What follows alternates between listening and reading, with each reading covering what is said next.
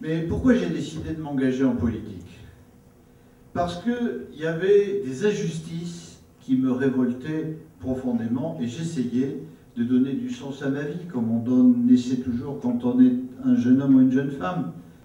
45 ans plus tard, parce qu'il y a 45 ans que ça s'est passé, je vais vous dire, j'ai en moi la même révolte que celle que j'avais à 22 ans. Je ne supporte ni le mensonge, je l'ai jamais supporté, ni la démagogie, ça me rend malade, et je suis profondément pétri et épris des valeurs républicaines.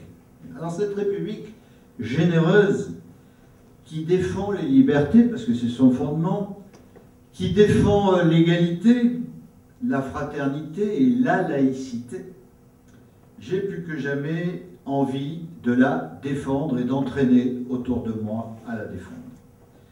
Alors, le président de la République, Sarkozy, son gouvernement, tous les jours, et j'ai eu l'occasion de le dire ici en novembre, porte atteinte à ces valeurs de la République.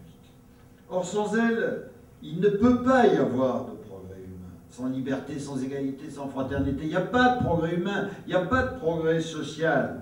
Sans elles, il n'y a pas d'amélioration du bonheur des hommes. Et il n'y a pas de cohésion sociale. Et quand il n'y a pas de cohésion sociale, on va chercher le ministre de l'Intérieur pour lui dire alors là, combien de flics vous mettez en plus, etc.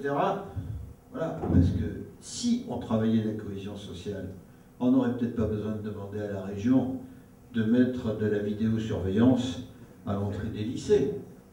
Alors l'élection régionale, c'est la dernière occasion, la dernière, de dire non à ce véritable détricotage de ce qu'est la République et des valeurs qui la portent. Nous avons besoin de dire non, non pour défendre une autre vision de l'avenir, une autre vision du futur. Nos régions sont de véritables laboratoires de la mise en œuvre de la solidarité. Aujourd'hui, c'est au bonheur des riches, doctrine sarkozienne. Nous voulons, au contraire, travailler pour le bonheur de l'ensemble des citoyens. C'est le sens de notre projet pour la Nouvelle-Auvergne. C'est une gouvernance démocratique, on n'en a pas reparlé ce soir, mais nous l'avons mis en œuvre dès 2004 avec Pierre-Joël Bonté, avec les assises territoriales. Nous sommes constamment allés devant l'opinion publique pour traiter des grands sujets avec elle. C'est le sens aussi de ce que nous proposons dans notre programme, l'initiative populaire, qui doit permettre à 5% des citoyens d'amener le conseil régional, s'il y a 5% des citoyens qu'on rassemble, c'est pas énorme, à délibérer sur tel ou tel sujet que l'on considère d'importance régionale. Nous voulons, et vous l'avez compris, un nouveau modèle de développement qui allie l'urgence sociale et l'urgence écologique. J'ai déjà employé cette formule tout à l'heure, elle me paraît tout à fait fondamentale, et nous proposons un beau challenge qui est de faire de l'Auvergne une éco-région, une Auvergne où tous les territoires participent au développement. Une Auvergne de l'innovation qui soit capable à la fois de réinventer la ruralité, comme je vous l'ai dit tout à l'heure, mais qui soit capable de se baser aussi et de s'appuyer sur les nouvelles technologies, sur Internet très haut débit, sur les usages que cela permet. Une région qui sache impulser ces nouveaux emplois dont nous avons parlé quelque peu tout à l'heure.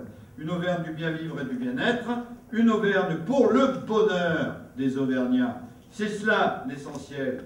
Et l'Auvergne est grande, en effet, quand elle est juste. Encore faut-il qu'elle soit juste. Et c'est notre travail. C'est ce qu'on vous propose, d'essayer de la rendre chaque jour un peu plus juste, comme nous l'avons fait depuis 2004. Merci de nous y aider.